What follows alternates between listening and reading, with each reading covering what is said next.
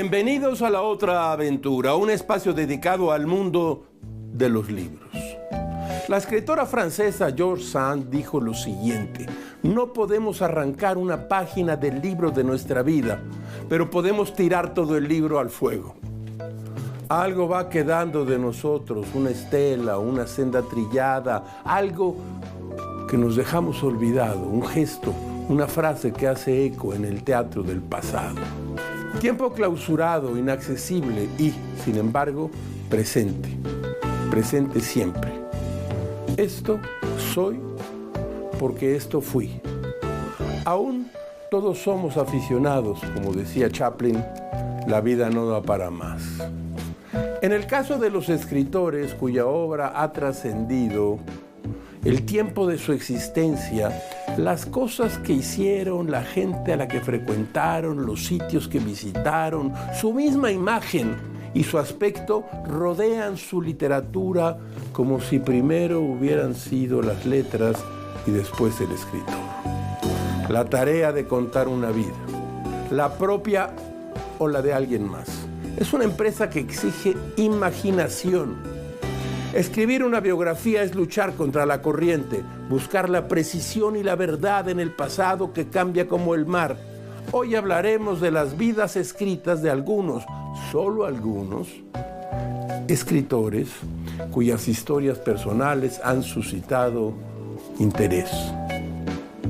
Traemos literatura biográfica de la que hemos elegido pasajes y anécdotas, algunos chismes también, se va a usted enterar de Simone de Beauvoir, lo que hacía, momentos definitivos y amores contrariados, como diría el clásico, en la vida de escritores y escritoras. Pueden espantarlo un poco estos tomos, pero los chismes le van a interesar a usted. Dedicados a la vida de una sola persona, pero yo le recomiendo lo siguiente: cómprelo, empiece a leerlo. Así son las biografías. Me refiero al índice onomástico. Váyase ahí atrás y empiece a buscar. Ahí encontrará la guía de su camino a través de la vida de ese personaje. Ahí encontrará la puerta que da al jardín de las vidas por escrito. Quédese aquí un rato. Va a haber chismes. Les recuerdo, como todas las semanas, que fue Adolfo Bioy Casares quien escribió que leer era la otra aventura y que la primera era, probablemente, la vida misma. Estamos pues en la otra aventura.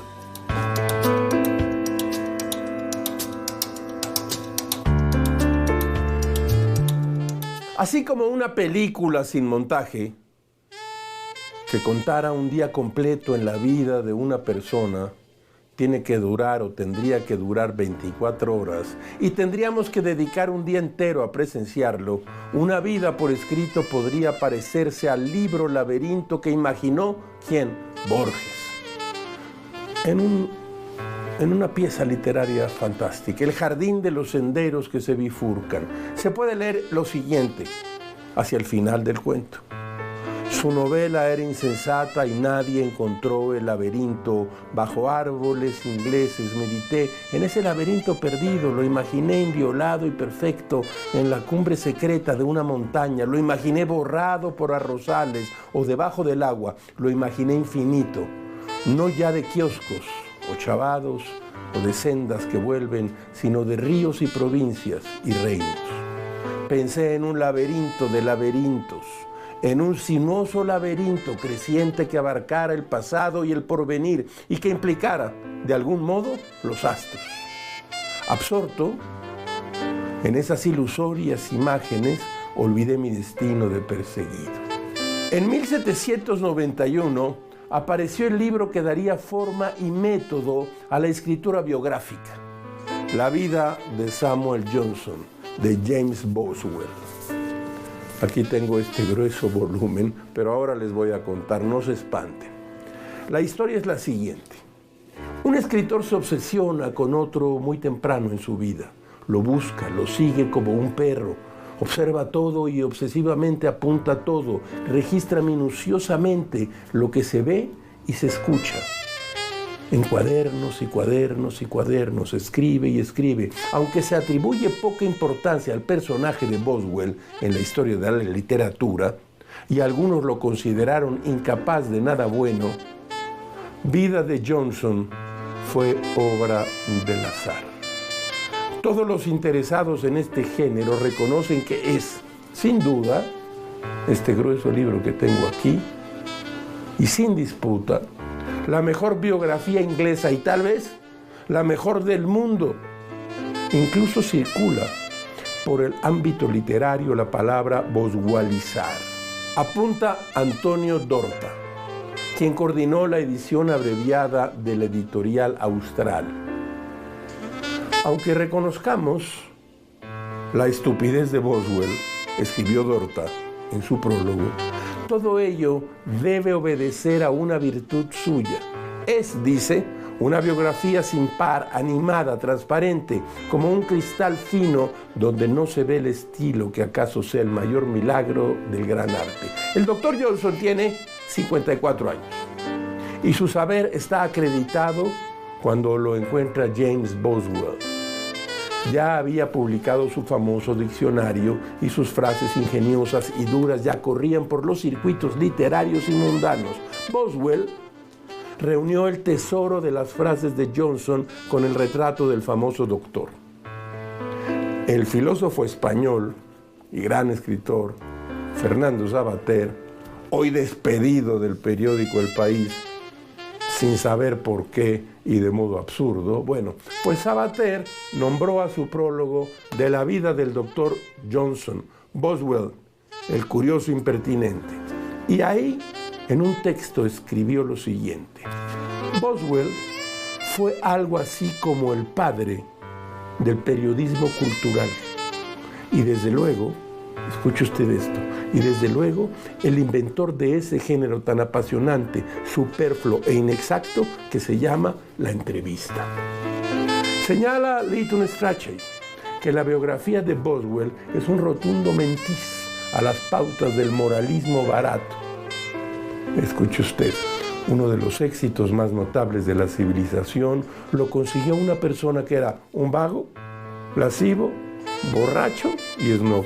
Pero dice Savater que Boswell poseía, además, otros dos rasgos afortunados, muy afortunados de su carácter: la curiosidad y la impertinencia. Lo más admirable de este libro admirable, escribe Savater, es la notable insignificancia de casi todo lo que Johnson dijo e hizo en su vida. Los comentarios del bueno de Johnson sobre casi todo lo humano y parte de lo divino son los de un cascarrabias conservador y xenófobo, monógamo, infaliblemente filisteo, aunque a veces capaz de sentido común, como muestra la siguiente frase. Escuche usted: no hay nada de lo ideado hasta ahora por los hombres que produzca tanta felicidad como una taberna. Boswell consigue el arrobo del lector a base de una imperturbable acumulación de minucias. Pegado a los talones del insoportable erudito, Boswell todo lo ve, todo lo oye y todo lo cuenta en su prosa cristalinamente exacta como un omnisciente Dios. Traigo aquí una frase yo de Johnson con la que usted se podrá dar cuenta del filo de su intelecto. Escuche usted, esto es importante para nuestros días. Los innovadores son esos que, cuando se le acaba la leche a la vaca, se empeñan en ordeñar al toro. Bueno, Savater termina su prólogo con la siguiente imagen, tomada de un periódico británico de la época: Boswell y Johnson empelucados, recuerde que eran 1700, pontifican alrededor de una mesa. El camarero, el mesero, grita: más cerveza para el doctor Johnson y más tinta para Boswell. La vida del doctor Johnson de James Baldwin, no lo dude, lléveselo. Yo tengo aquí pues la versión que publicó Acantilado, con una presentación de Frank Brady y una edición y traducción de Miguel Ángel Martínez Laje. Hay otras, la que usamos aquí hoy fue la de Austral, que es una versión reducida. Si lo ve usted, lléveselo, es divertido, lleno de aforismos y lecciones de vida. James Boswell.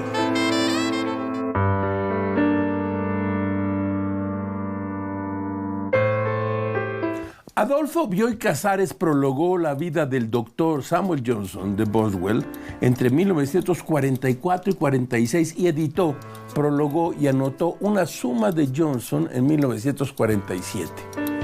Ese mismo año, escuche usted porque es muy interesante, empezó Bioy Casares a registrar las interminables y exaltadas conversaciones con Jorge Luis Borges. Perseveró en estos afanes en silencio durante casi 40 años. Bioy quiso reunir estas charlas en un libro donde Borges apareciera riéndose de las cosas que él mismo respetaba, hablando como un amigo íntimo. El resultado es este libro que tengo aquí. Un vasto universo de apuntes. Con Jorge Luis Borges conviven con él testimonios de la vida cotidiana y frecuentes exámenes de cuestiones de conducta. No le tenga miedo al volumen.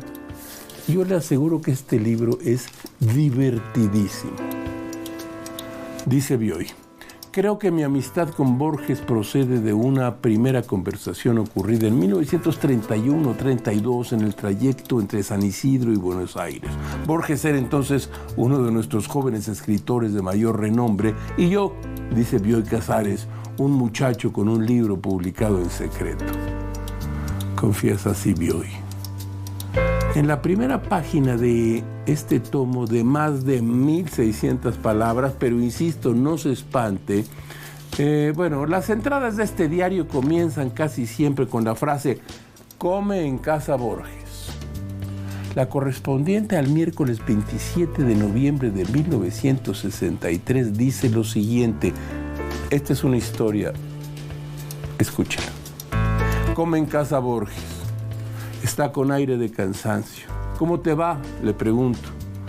Me dice que bastante mal, que salió 2 veces con esta chica, antenoche y anoche, y que antenoche él confundió la amistad con el amor, y que anoche fue espantoso porque se llevó una desilusión. Qué raro, comenta Borges, uno vive para el futuro. Mientras me pasaba todo esto, el presente no me importaba y yo sabía que el presente es efímero, pero me preocupaba por el día después. Me decía, ¿cómo voy a hacer para aguantar el día de mañana? Hoy andaba deshecho y de pronto recordé las palabras de Shakespeare. Dulces son los usos de la adversidad. Y pensé que de algún modo debía aprovechar mi desventura. ¿Comprendés? No quería aprovecharla literalmente, sino en algo más real. Entonces me acordé que tengo una muela que me incomoda y me puse a buscar chapas en las puertas de la calle. Lo que Borges le cuenta a Bioy esa tarde es la historia de su romance frustrado con su colega María Esther Vázquez, que luego no fue tan frustrado. A uno de sus amigos íntimos le confesó: nunca me había sentido más lastimado en toda mi vida, de modo que decidí ir al dentista. Borges de Adolfo Bioy Casares es un libro, créame, fantástico. Usted no se va a arrepentir si lo lee. Es difícil de conseguir hoy en día y yo no lo presto. Lo tengo aquí conmigo, consígalo. No lo voy a dar a nadie. Oliver Toff, periodista y escritor francés, escribió, me van a decir ustedes, bueno, es que este hombre presenta unos tomos que son absolutamente inaccesibles. No, estos tomos son perfectamente legibles. Se los puede uno leer, de aquí a aquí, de acá a acá. Pero déjeme que le cuente. Una vida, Albert Camus.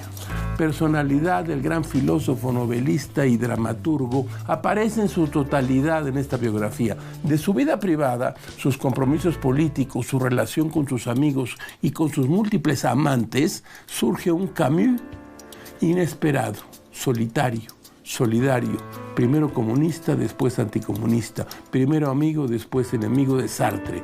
Reproduzco aquí el inicio de uno de los capítulos de Todd. Escuche usted. Para Camus, dice Tos, 1958 empieza tan mal como 1957. Por cierto, año en el que yo nací y muchos de ustedes nacieron. Sofocado, ha tenido que ir en taxi a una clínica para recibir una inhalación de oxígeno. Luego un especialista confirmará que vive en estado de semiasfixia. Angustiado, consulta a un psiquiatra, se encierra en la rue de Canelchey, piensa en el suicidio, pasa por otra crisis de ahogo, de pánico claustrofóbico, se siente, escribe, entregado ahora a una especie de locura, dice Camus. Lleva un diario de a bordo preciso y seco. Ahí Camus escribe, escúchelo usted, nueva crisis de pánico. Durante unos minutos, sensación de locura total. Luego agotamiento, temblores, calmantes. Escrito esto una hora después, noche del 29 al 30. Interminables angustias, 30 de diciembre, mejoría prolongada, 1 de enero, ansiedad redoblada. Bueno, yo creo que usted alguna vez se ha sentido así.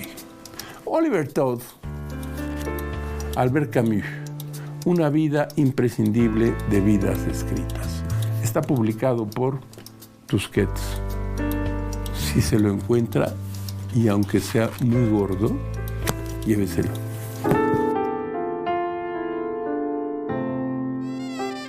A principios de los años 90, Javier Marías publicó en la revista Claves de Razón Práctica y también en El Paseante una serie de textos publicados, Vidas Escritas, donde contaba algunas incidencias en la vida de escritores de su predilección, escritores que eran para él muy importantes. Tiempo después, algunos de estos textos fueron compilados en un libro que lleva ese nombre, Vidas Escritas. El libro abre con un relato titulado William Faulkner a caballo, como los vagoneros de las letras, que creo que ya están prohibidos en el metro. Traemos para ustedes el inicio de este relato, Vidas Escritas, de Javier Marías. De la biografía de Simone de Beauvoir de Kate Kirkpatrick, titulada Convertirse en Beauvoir, un fragmento algo escandaloso. Desde mediados de la década de 1930 hasta los primeros años de la de 1940, Beauvoir mantuvo 3 relaciones íntimas con mujeres bastante más jóvenes que ella, todas las cuales habían sido alumnas suyas y cortejadas por Sartre, a veces al mismo tiempo y a veces con éxito. Julia Kristeva dijo que Beauvoir y Sartre eran unos terroristas libertarios por su manera de tratar a sus amantes contingentes, y ese periodo es el que más fama de libertina sexual le ha dado a Beauvoir, así como el que más rechazo ad feminam ha generado contra su obra. Teniendo en cuenta los escritos filosóficos que escribió más adelante y las consecuencias que tendrían esas relaciones en su vida personal y su reputación pública, resulta difícil no preguntarse qué estaba pensando.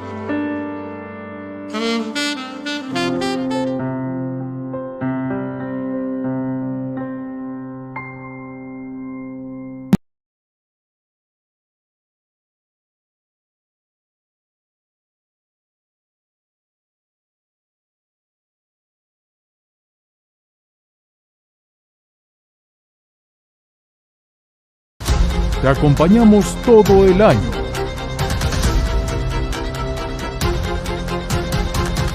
Mantente bien informado a lo largo del día. En tus espacios favoritos. Somos tu central de noticias de confianza.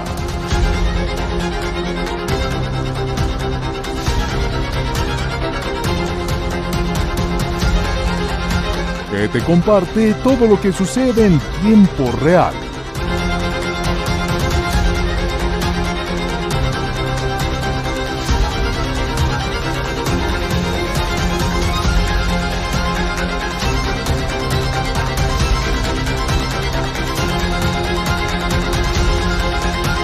ADN 40, siempre conmigo.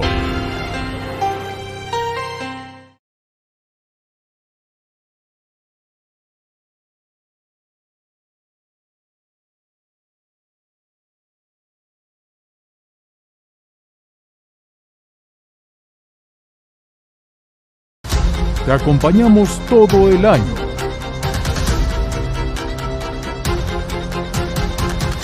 Mantente bien informado a lo largo del día. En tus espacios favoritos.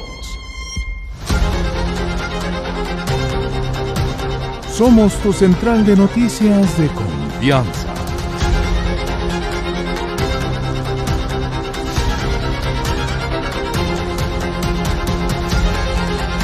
Que te comparte todo lo que sucede en tiempo real.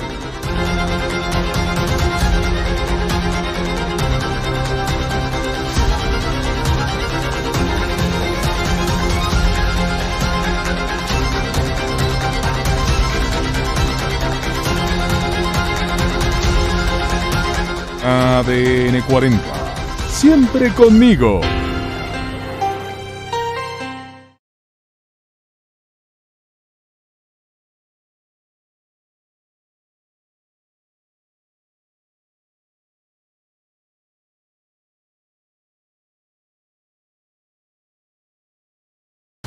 Te acompañamos todo el año.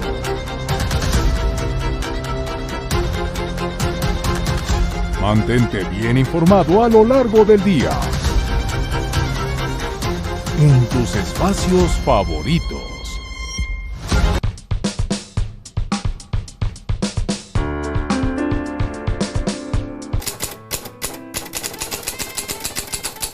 De la mesa de novedades, mire usted, Carena Hispanoamérica ha publicado Una leona rampa en la noche del escritor, vamos a decir joven escritor, Héctor Iván González. Es de lo más recomendable. Una leona rampa en la noche trata del encuentro de Román con M, una mujer madura que lo envuelve y lo vuelve su amante. Román, veinteañero intempestuoso, ha dejado la escuela para conseguir dinero, abandonando así su sueño de ser escritor. Bueno, no está mal, se lo recomiendo. De Impedimenta, de esta realmente magnífica y muy bonita editorial española, Alex Halberstadt, Jóvenes héroes de la Unión Soviética, memorias y cuentas pendientes. Este es un libro muy, de veras, muy recomendable. Y aquí venimos con este libro, Cartas a la hija, ni más ni menos que Madame de Sévigné, Periférica. No se lo pierdan, es un libro fantástico. De la mesa de novedades.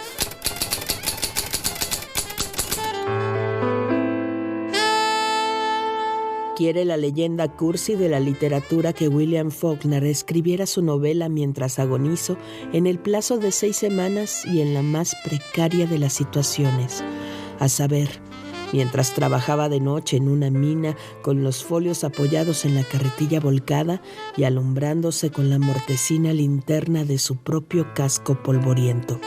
Es un intento por parte de la leyenda cursi de hacer ingresar a Faulkner en las filas de los escritores pobres y sacrificados y un poquito proletarios. Lo de las 6 semanas es lo único cierto. 6 semanas de verano en las que aprovechó al máximo los larguísimos intervalos que le quedaban entre una paletada de carbón y otra a la caldera que tenía a su cuidado en una planta de energía eléctrica. Según Faulkner, allí nadie le molestaba. El ruido continuo de la enorme y vieja dinamo era apaciguador y el lugar cálido y silencioso. Stefan Zweig fue prodigioso en el oficio de la biografía. Su particular manera de entender la psique humana, así como el papel de la historia sobre las vidas particulares, le permitió hacer un estilo propio en el género. Uno de sus retratos literarios de mayor trascendencia se refiere a ¿quién? A Erasmo de Róterdam. Curiosamente, este relato titulado Erasmo de Róterdam, triunfo y tragedia de un humanista, comienza con los retratos pictóricos que hicieron Durero y Holbein. Dice Zweig sobre estas imágenes: sin excepción, Erasmo fue pintado rodeado de volúmenes, como de un ejército, escribiendo, pensando. En el cuadro de Durero tiene el tintero justo el tintero en la mano izquierda, la pluma en la derecha, y a su lado hay unas cartas, y delante de él se amontonan los tomos en folio.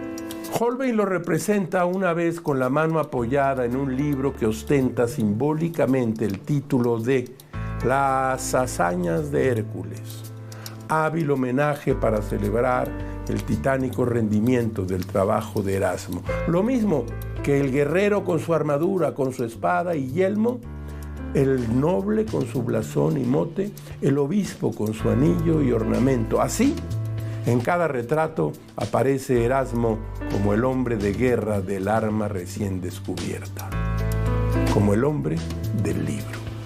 Erasmo destacó entre los grandes sabios de un periodo de grandes convulsiones en el mundo europeo. El paso del siglo XV al XVI fue testigo de las exploraciones marítimas que provocaron una expansión irremediable de lo que pensaba como el mundo exterior. Dice Zweig que aquellas transformaciones debieron tener una natural consecuencia en los recintos del alma de los europeos. Aunado a ello, apareció la imprenta. La sabiduría de Erasmo destacó entre la confusión. Dice Zweig: siempre es un espectáculo magnífico ver cómo los poderes mundanales y el dinero se ven obligados a servir al espíritu. Emperadores y reyes, príncipes y duques, ministros y hombres de letras, papas y prelados compiten en rebajarse por alcanzar el favor de Erasmo. El emperador Carlos V, el señor de ambos mundos, ofrécele un asiento en su consejo. Enrique VIII quiere ganarlo para Inglaterra, Fernando de Austria para Viena, Francisco I para París, de Holanda, Brabante, Hungría, Polonia y Portugal. Vienen las proposiciones más seductoras. 5 universidades se disputan el honor de ofrecerle una cátedra. 3 papas le escriben epístolas respetuosas. En su cuarto se amontonan voluntarios tributos de los ricos admiradores. Le cuento una cosa. En todas las casas de clase media, cuando yo era un adolescente y casi un niño, había siempre un libro de Stefan Zweig. Fue un autor leidísimo. Yo traigo aquí solo algunos. Traigo 3. Este que es magnífico y que a mí me gusta mucho, que es Stefan Zweig sobre Montaigne. Stefan Zweig, Viaje al pasado, y Stefan Zweig, María Antonieta. Un autor extraordinario. Le cuento. Zweig huyó del nazismo, llegó a Brasil y una noche le dijo a su esposa, su compañera de toda la vida, que debían suicidarse porque el mundo estaría en manos de Hitler. Se suicidaron. Tiempo después, Hitler cayó. Stefan Zweig.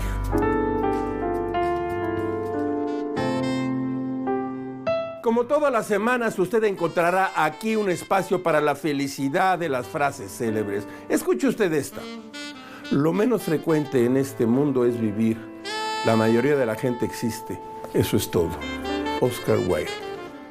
Hemos llegado al final de esta emisión y de esta aventura. Soy Rafael Pérez Gay y los espero aquí la próxima semana. Abres una puerta y aparece un mundo. Eso es un libro.